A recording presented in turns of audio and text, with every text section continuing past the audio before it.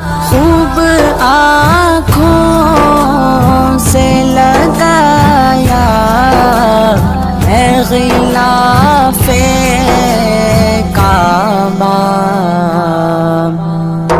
ہم وہی کہیں گے جو ہمارا دین ہم کو بتاتا ہے. عمل کرو تو تمہارا بھلا ہے. نے پورے جسم کو ڈھانپ کر کے نکلے، کیونکہ اللہ کے رسول علیہ السلام نے ارشاد فرمایا کہ عورت چھپانے کی چیز ہے، جب وہ باہر نکلتی ہے تو شیطان اس کی طاق میں رہتا ہے اور شیطان اس کو دیکھتا ہے.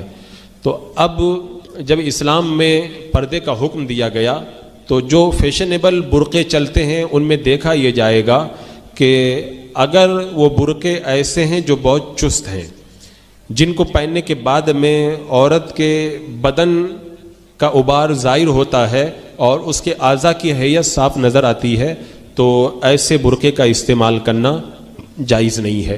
اسی طرح وہ برقعے جو پورے طور پر پردہ نہیں کر پاتے، جیسے آج کل کچھ برقعے ایسے چلے ہوئے ہیں جن میں عورت کی ناک نظر آتی ہے یا رخسار کا کچھ حصہ نظر آتا ہے یا اور کوئی بدن کا حصہ نظر آتا ہے، تو ایسے برقعوں کا استعمال بھی جائز نہیں ہے.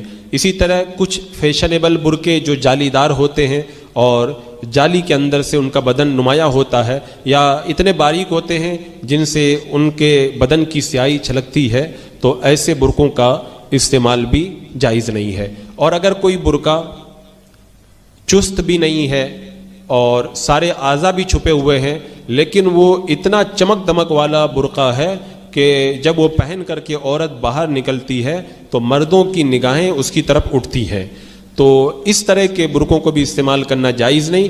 اس لیے کہ برقع یہ پردے کے لیے پہنا جاتا ہے اور پردے کا معنی یہی ہے کہ مردوں کی نظروں سے اپنے آپ کو بچایا جائے تاکہ غیر مرد کی نظر اس کے اوپر نہ پڑے.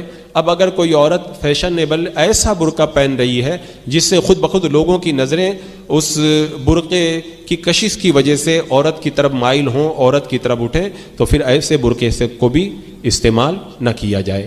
لہذا جو اس طرح کے فیشنیبل برقعے ہیں ان سے سخت پرہیز کیا جائے. ایسا برقع استعمال کیا جائے جو چست بھی نہ ہو اور جس سے بدن کا کوئی حصہ ظاہر بھی نہ ہو اور لوگوں اور مردوں کی نگاہیں جو ہیں اس کی طرف نہ اٹھے. پورے طور پر شرعی پردہ جس کے اندر ہو جاتا ہو اس برقعے کا استعمال کیا جائے. واللہ تعالی اعلم.